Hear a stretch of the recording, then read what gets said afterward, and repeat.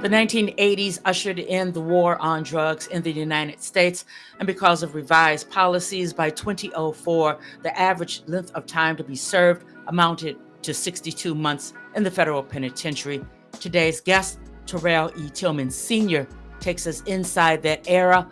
It's the Black man, drugs, and incarceration in America.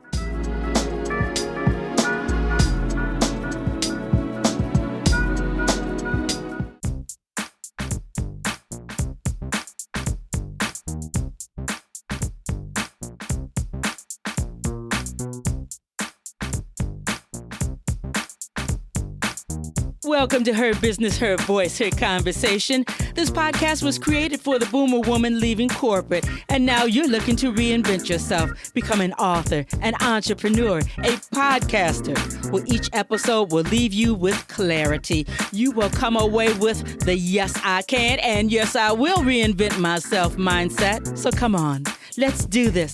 I'm your host, Margot Levette.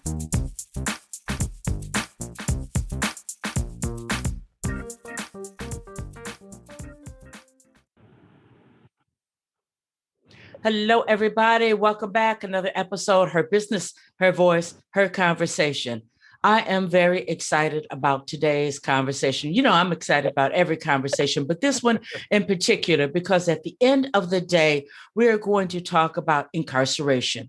Oh, hold your breath. Don't gasp, because you know what? Statistics tell us that if not all of us, most of us in these United States, we know of someone who has been in the penal system, someone who just barely escaped not going that way. So let's have this conversation. What is it like to be in the system, to come out of the system and thrive, not survive, but to thrive in 2021. So today's guest is Mr. Terrall E. Tillman Sr. And I told him, I said, I'm going to do a lot of listening and I'll ask the questions according to your answers, because this is a deep conversation. And I want people to know there is no stigma attached to anything that we're talking about, but this is real and raw conversation. I'm having a conversation with someone who knows about 19 years in the prison system. And Mr. Tillman, I believe it was in the federal penitentiary, correct?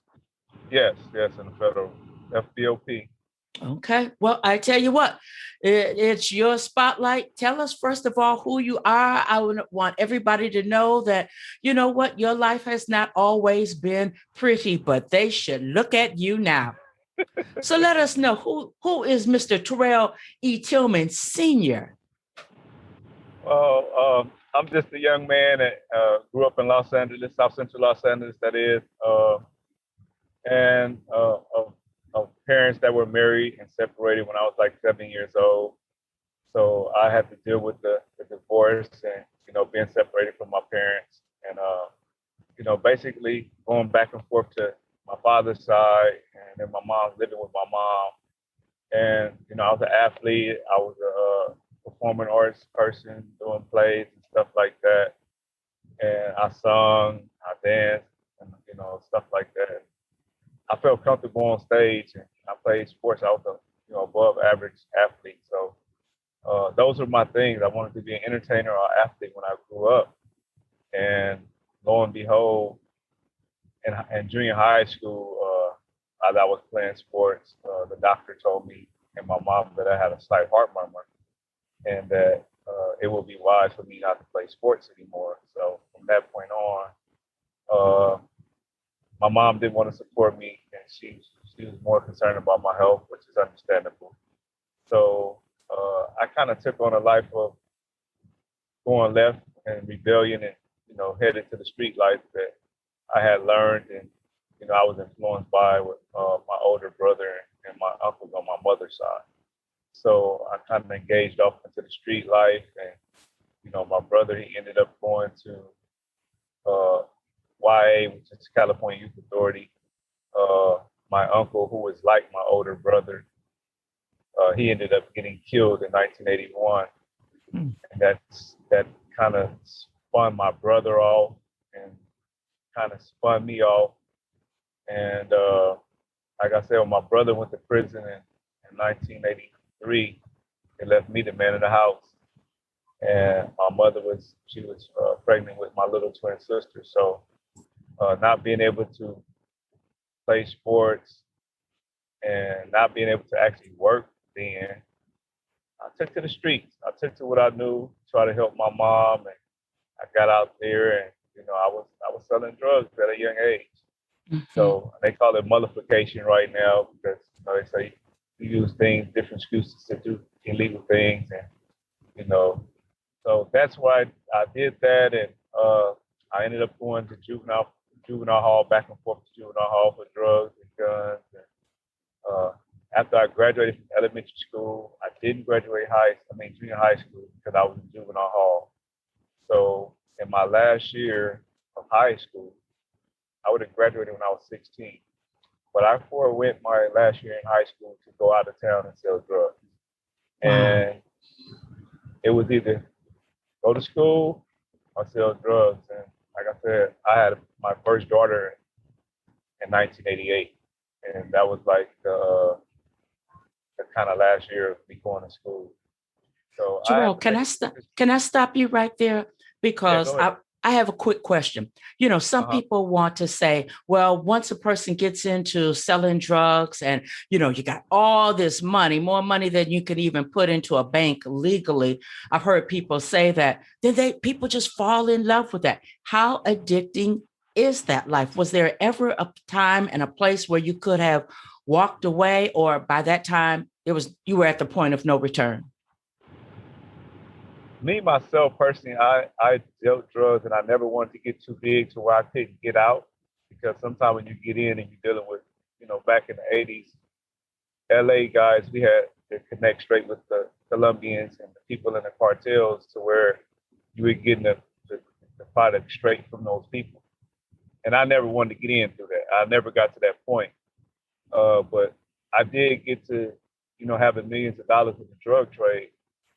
And I could have easily got out, but at that point I was sucked in.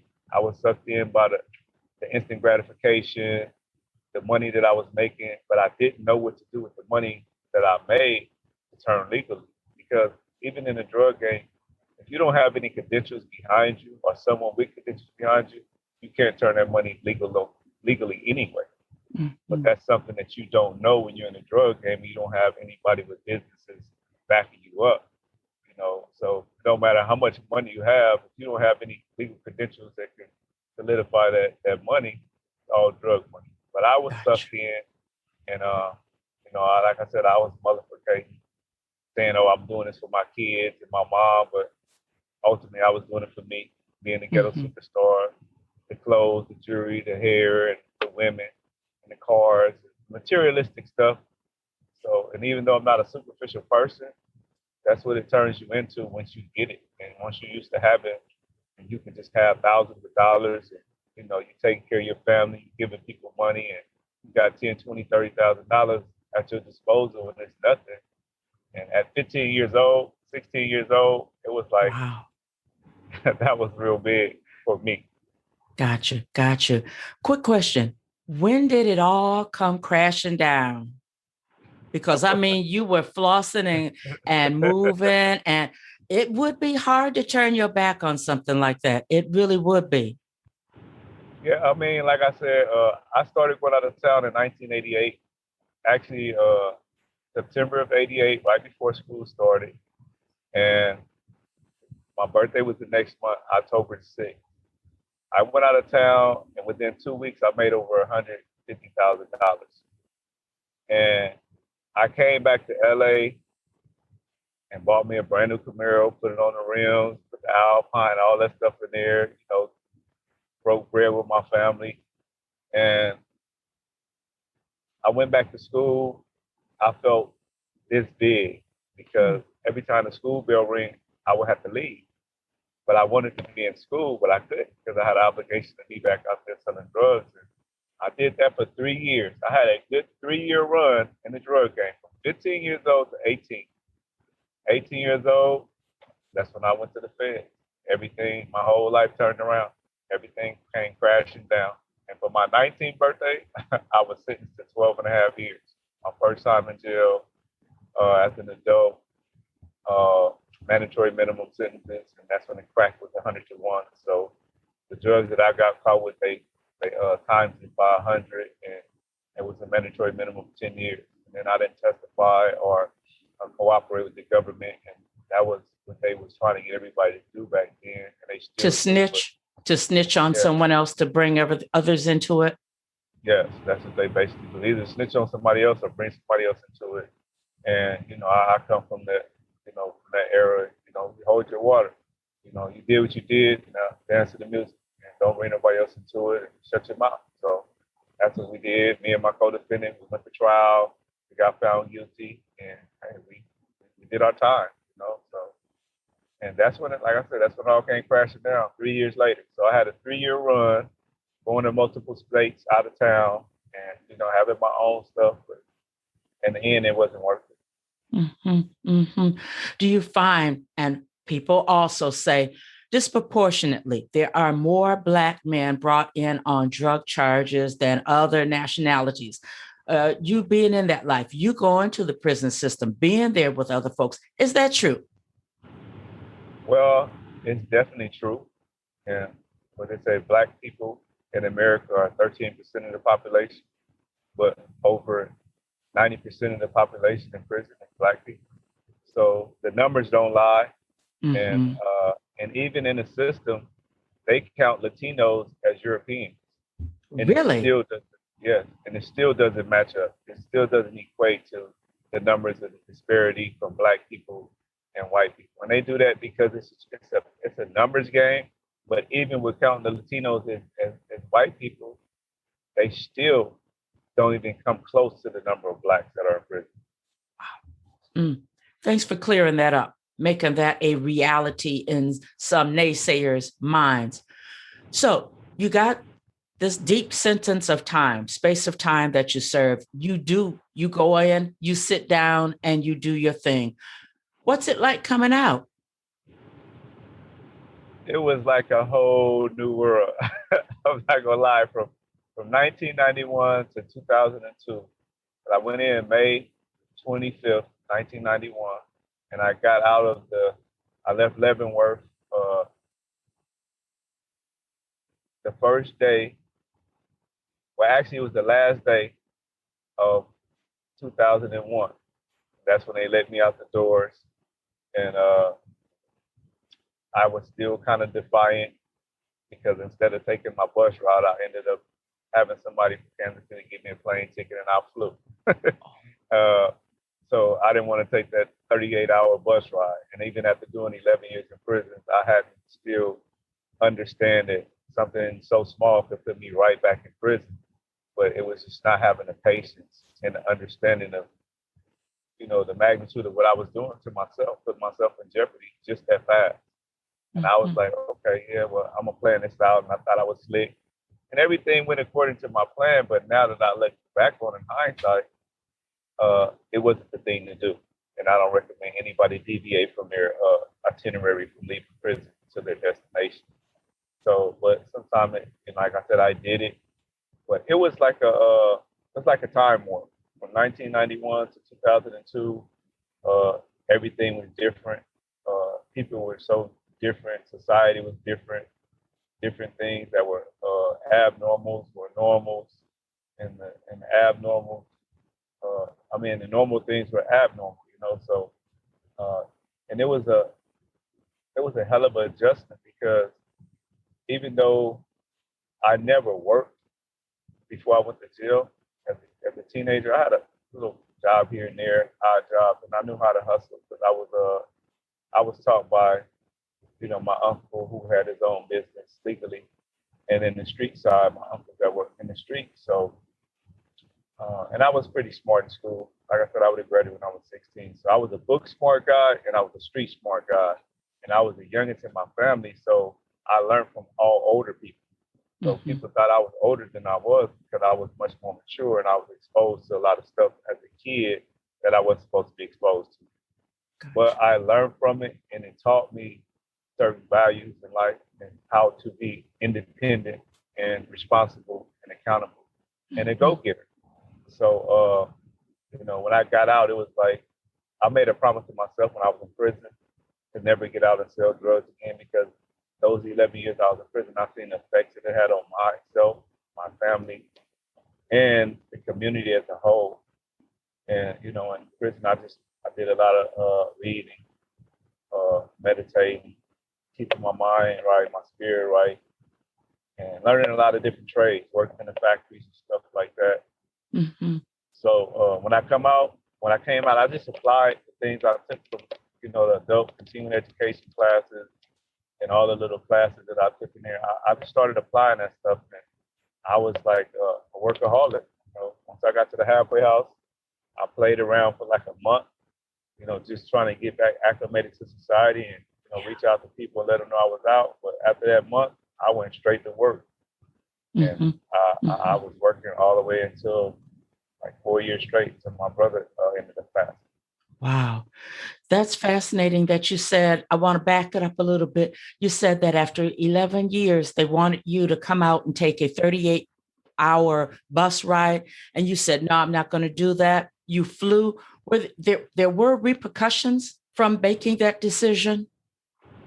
Yes, actually, because it was post 9/11. So this is, when I went to the airport, it was crazy because, they had military people there with their M16s and their uniforms on. And like I said, I thought I was being slick. I had my old ID, my old driver's license sent to me. I had it already waiting. I had my plane ticket, and I had met a young lady that picked me up. And, we did our thing before I left, and she dropped me off at the airport. Mm-hmm. But you have to have your ID and your identification card to get on the plane. So I had my prison ID and my old ID. And just having my name in a system at the airport, if my PO would have checked or whatever, that would have been an instant violation, deviating from my itinerary. So that would have meant go back and finish more. That would have been like an instant violation. Go back to prison. You ain't learned yet. You're trying to deviate. You're trying to be slick. Go on back over here, And just that simple, just that simplicity of not having the patience and understanding. And that's what I wrote about it in my book. It could have just sent me right back. Mm-hmm. And I'd have been laughed at. They're like, hey, you just left. You ain't been gone 2 days. You right back. That's significant, though. Yeah. That's significant that you would bring that up, because so many people would have that mindset also. And just one violation could have negated that sense of freedom that you just had. It could have slipped through your hands. When you look back at that, and we'll talk about your book here in a minute, because you are an author, a poet, a creative writer, a philosopher, and yes, indeed, a self-made authority on prevention. And the prevention is, don't follow your own mind, follow the rules and the regulations coming out, correct? And then you're with intervention and the thing of incarceration. So jumping over to, they didn't catch you. It was not a violation, correct? You were able to get home?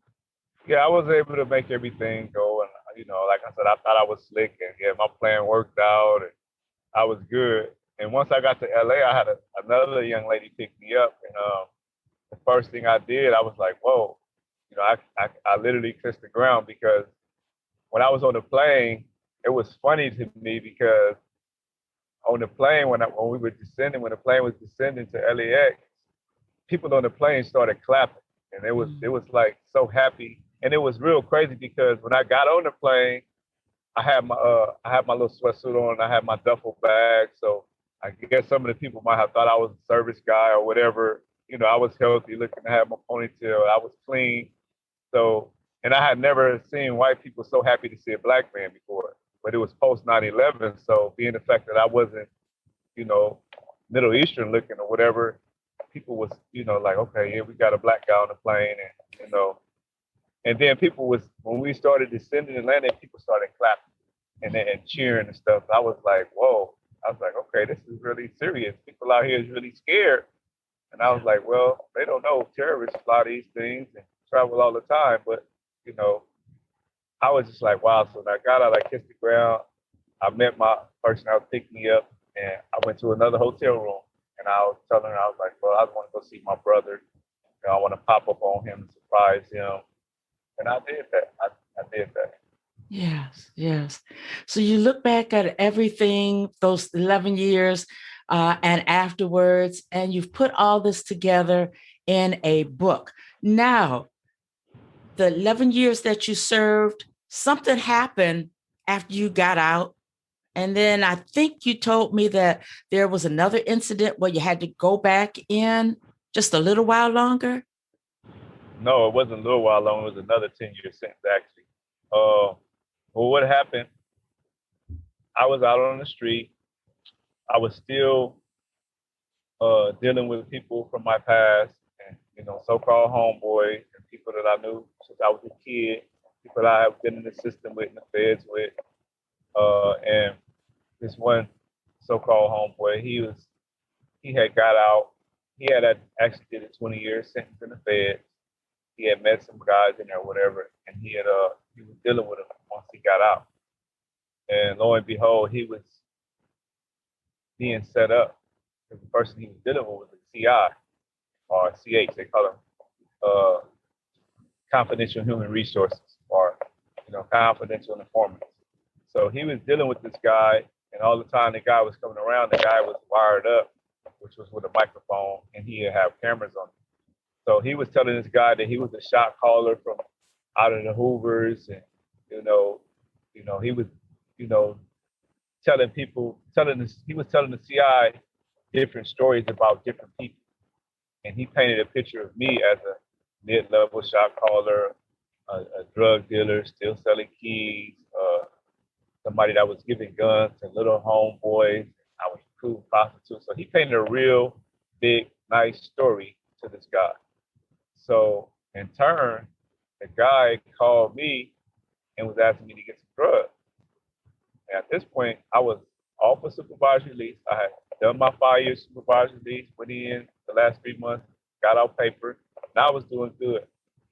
I was doing nonprofit. I have co-founded a nonprofit in LA. I was dealing with the nonprofit sector and the intervention sector and gang intervention sector. And so I was telling the guy, no, I don't mess around, man. I'm in the community. I deal with the kids. I don't mess around. But then the silly and the loyal part of me said, you know what, man, you've been around the homeboy. I've been knowing him for so long, and I know somebody that do that. I'm going to plug y'all up. I'm going to see what I can do. Lo and behold, trying to help somebody out to do the wrong thing, not the right thing, but the wrong thing, and get some dope. I ended up hooking these guys up. When it was time for them to make their deal, one of my homeboys who was still in the game, he wasn't in the neighborhood. So he told me to, just bring the guy where he was, way on the west side of LA somewhere. So my dumb butt got in the car, and the guy handed me the money. I counted the money, went for a ride, got to my homeboy. My homeboy jumped in the back seat, gave him the money, went right to the gas station, got the drugs from someone else, came back with the drugs, gave it to the guy. We drove off. From that point on, I was under investigation for the next 2 years. The next 2 years before they came and apprehended me. I was legal. I wasn't doing nothing illegal. Thank God I wasn't. And I didn't carry guns and none of that stuff. I haven't carried a gun since I was a kid, since before I went the first time. No need for a gun. So that was the situation. I was recorded doing that transaction, and they followed me for those 2 years. And that 2 year following me, there was nothing else to build on. So 2 years later, they apprehended me. And as I was going to my intervention class as a facilitator, they got me that morning. And it was just crazy because I was like, wow. And I remember that whole instant. I told my cousin's her baby dad, I said, man, I don't feel right. I think, I didn't feel right. And I said, that morning, I said, this is the last blunt I'm going to smoke for a while. And lo and behold, that was the last time I smoked. To this day, I haven't smoked anything. January 12th, 2012, the last time I smoked marijuana. and that's when I went into my new sentence. I ended up taking a 10-year deal, and I did 7 years and 4 months inside. I took the RDEP program to get a year off, 6 month halfway house. Did my 6 month halfway house this time, and ever since then I've been out. I'm a peer navigator at another nonprofit. I have my own practice, lessons learned, and I'm coming out with my book, Formula for Success, Reentry-OTO. I just put out a reentry website, Reentry-OTO, and September will be 2 years on probation. And I have 5 years supervisory in bed. So I'm just pushing forward, and I just reflect back on it, and I put all that stuff in my book, and I tell people, because this is real. This is not fake. This is not made up.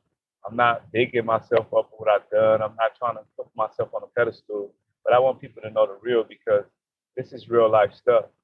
And I'm just one of the few many and that have been affected by the war on drugs in the 80s, from the Reaganomics to now. And it's still people just now getting out after 30 years, so, and I'm here to help them navigate and understand how reentry really works, because the system doesn't rehabilitate you while you're in there, and they damn sure don't help you when you get out. Now, mind you, there's a lot of reentry programs in the world, because prior to COVID, reentry was the biggest money getter of Black economics in the urban community. Wow. And it's all intertied with the mental health services, homelessness, foster care, and prison reform.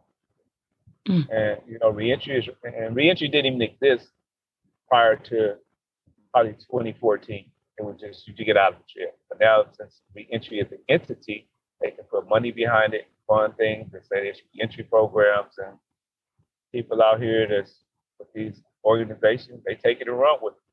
Wow. And they get that reentry money, and they have reentry events and seminars and workshops and all of that stuff, and don't even touch people that's coming out of prison. Wow. And it's sad, but that's how it is. Because without people like you, you're just one incident away from going back. And this is where you come in. You know how to train people and tell people what to look for. Tell us about your book, because it sounds like it is a workbook, something that really lays it out for people so that they know the pitfalls and that type of thing. Yeah, I mean, my book, I call it Formula for Success, Reentry-OTO, because everybody is not the same, and reentry is not a cookie cutter for anybody. And, the experts will say, okay, you got to get a job, you got to get a place to stay, you got to get a car, but it's way more to it than that. It's more intricate details and components that, that weighs on people coming out in reentry. And, okay, how does that look?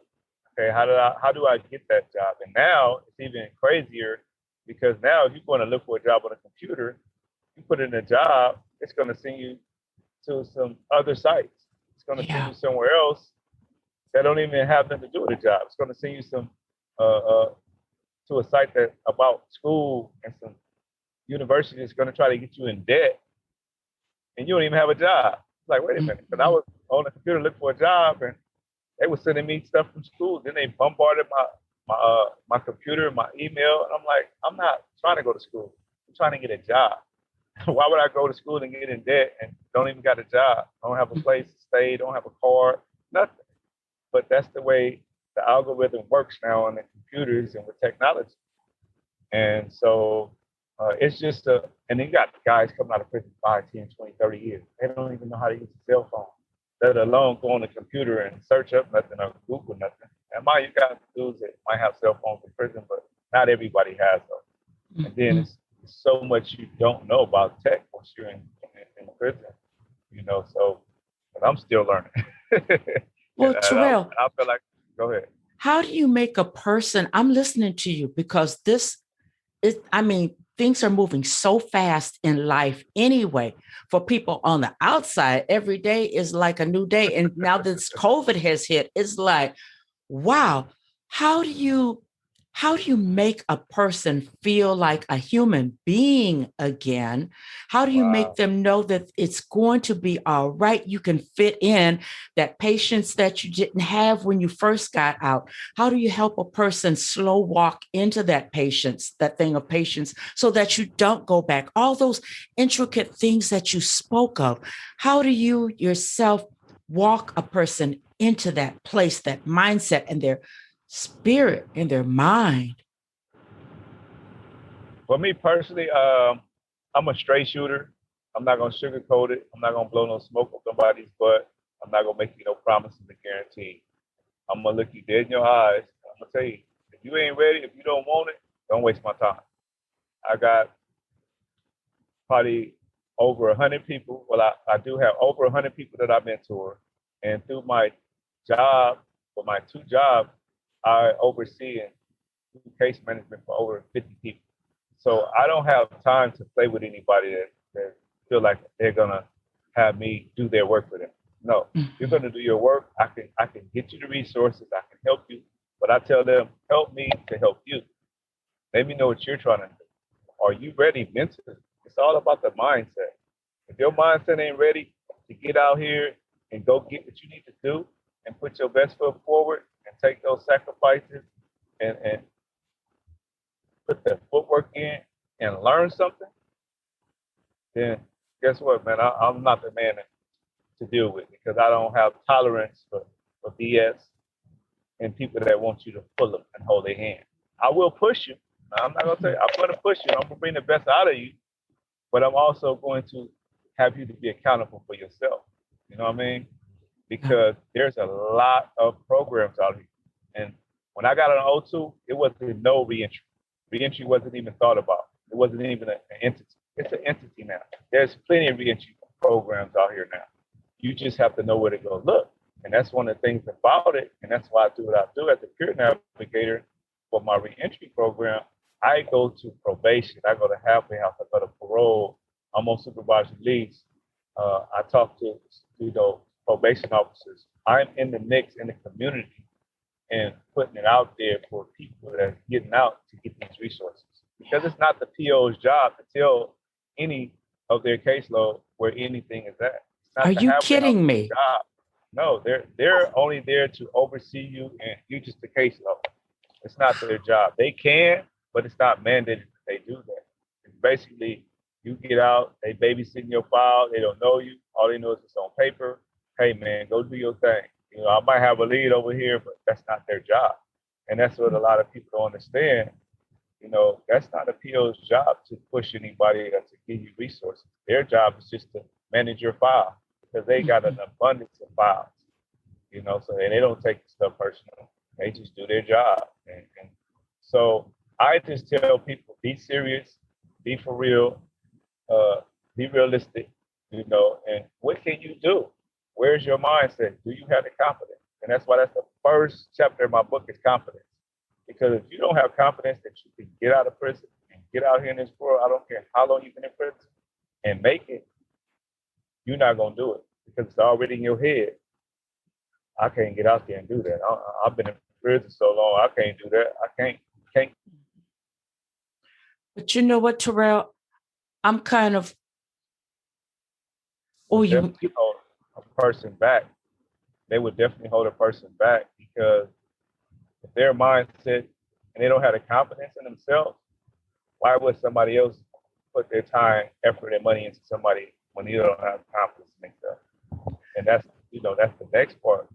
You got confidence, your support system is gonna go to bat for you. They're gonna do everything they can for you. But if you don't have the confidence, it's like, man, I'm sitting here helping you, and you don't even have the confidence that you're gonna do it. So I wasted my time. Mm-hmm. So that's what I tell people initially. You come to me for some assistance, I can give you a whole bunch of game information, but just make sure you're ready and your mindset is ready to get out here and get it. Because nothing is going to drop in your lap. Okay. People need to hear that. No matter where a person is in these United States, they have access to your book. Tell us, how do we get a copy of your book? And you made mention of your website. Let us know how we could, the website address and how to have access to your book. Okay, well, my book, Formula for Success, is not actually out yet. I'm actually updating it, and it'll be out within a couple of months. And when it does come out, I'm going to put it on my website. Now, my website is up and running, and I have video clips, I have audio on there, and I have some reviews of my reentry curriculum that I've written. But I've also wrote a reentry curriculum that's strictly for reentry and people that have never went to jail, just some self-building up stuff. But my website is reentry-030.com, and it's just that simple. Gotcha. REETRY dash 030.com. You put that in, my website is going to punch right on up. And right now, through the algorithm, if you put in Reentry or Terrall, it's going to pop up.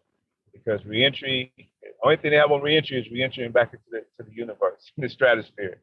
So now, since I'm pushing this line with the push Reentry in, sure to see my picture and my videos will pop up, and then it'll lead you right to my site. So reentry-030.com, that's my website. And my other businesses, Lessons Learned, Lessons with a Z, and lessonslearned.com. You punch up either one of those, and it's gonna pop up. And like I said, this is a lane that it's not for everybody, because reentry, like you say, I know there's a lot of people that say they're reentry experts and they never been in jail. You might be a reentry expert from a book standpoint, but you ain't a reentry expert that have lived experience. Yeah. So you might be getting an expert because you're getting paid, but you're not an expert from your experiences. Gosh. So I will dog walk any person about reentry at any time, any place, because if you ain't did this, you don't know how it feels. You don't know the pressure, and you don't know what it takes to really do this. All you can do is say, well, this is what the book says, or this is what such and such said. Or you got a second-hand information or perspective from a book. But that's not real life. That's not real time. That's not you going here and there and saying people telling you no, you can't do this, or you got a felony on the back, or you got this on the back. You can't do this.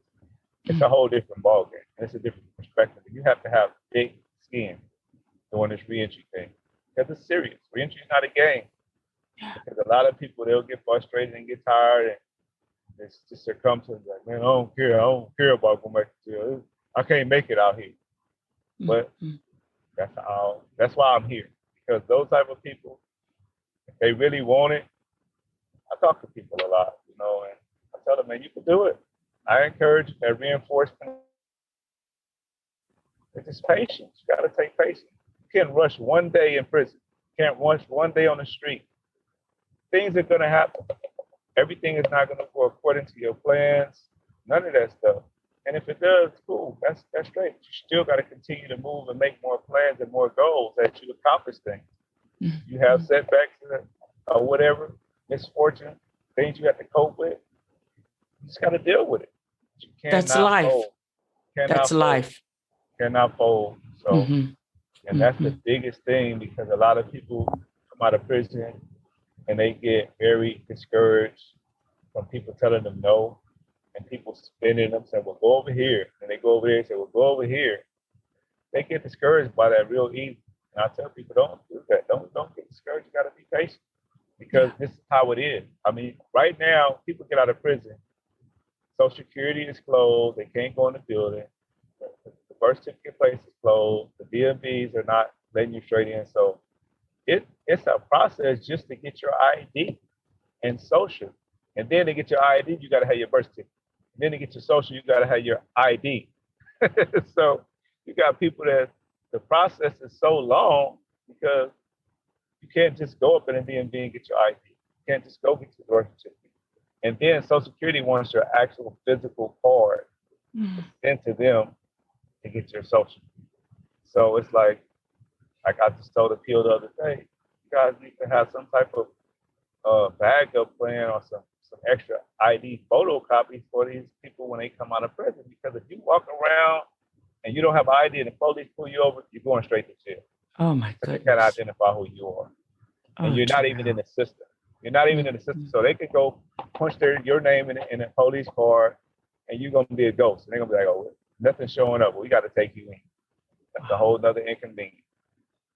I'm looking at, you know what? We've only almost had this conversation for 45 minutes.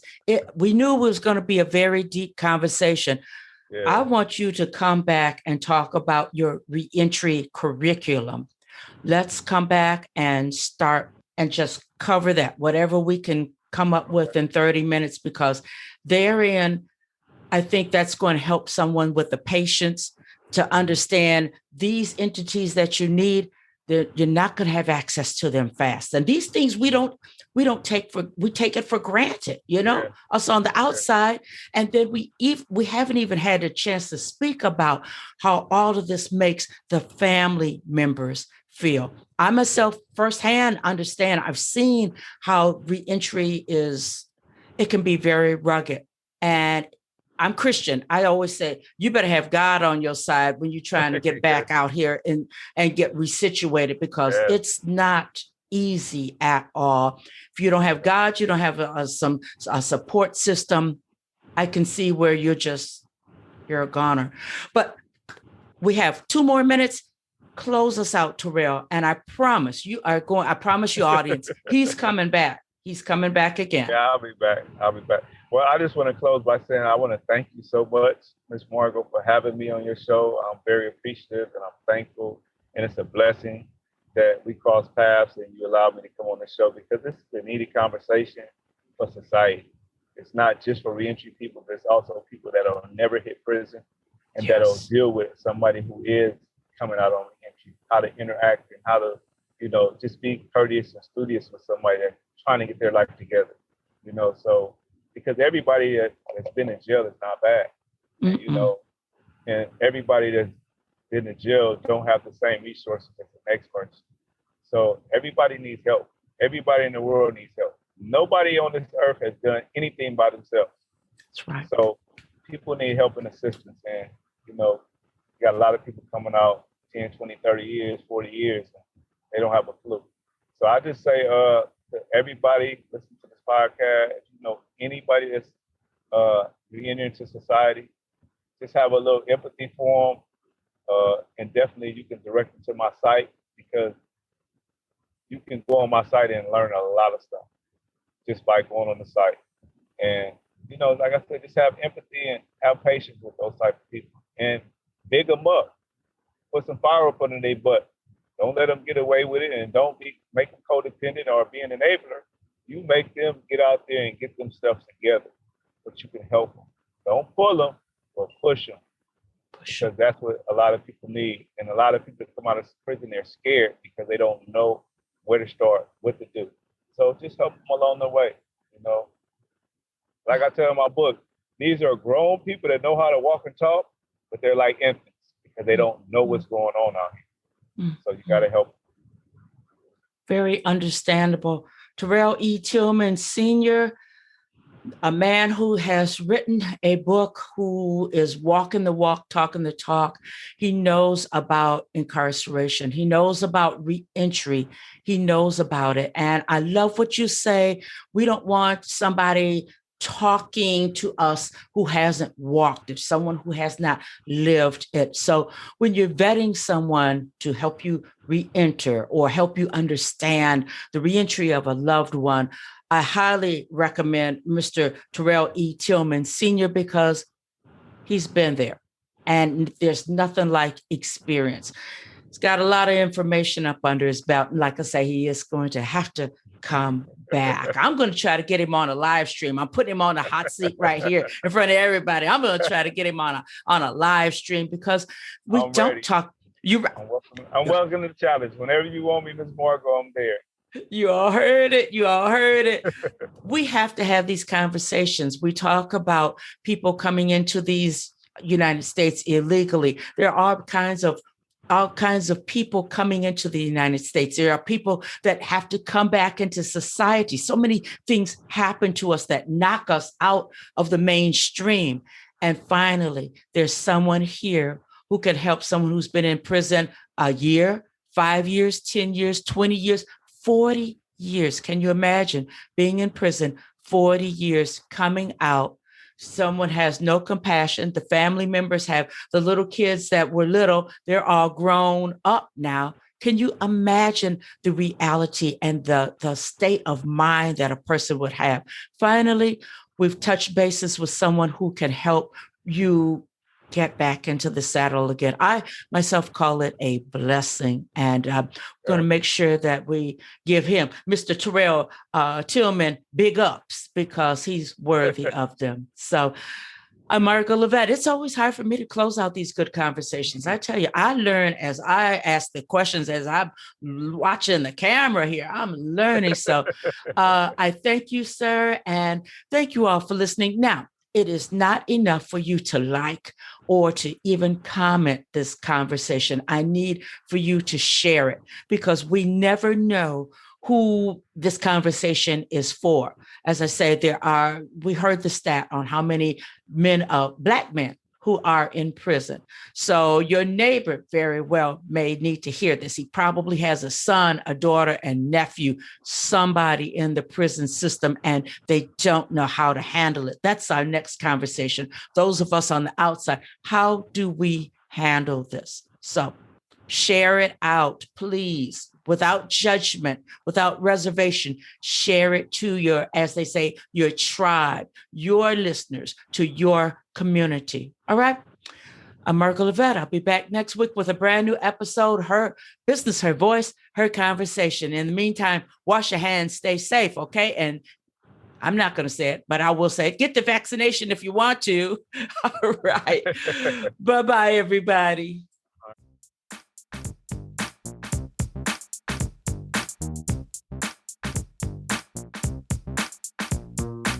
I want to thank you for listening to Her Business, Her Voice, Her Conversation. Couple of things that I want you to do right now. Go to my website, pick up a copy of Her Business, Her Voice, Her Reinvention, how I went from game show hopping to international show host, author, and speaker in 1 year. Number 2, please freely listen to each and every episode. Share them out with your family, friends, the men in your lives. And then number 3, get in contact with me, one of the experts that have been on the show, because I want to make sure that you reinvent yourself. I'll be back next week with a brand new episode here on Her Business, Her Voice, Her Conversation.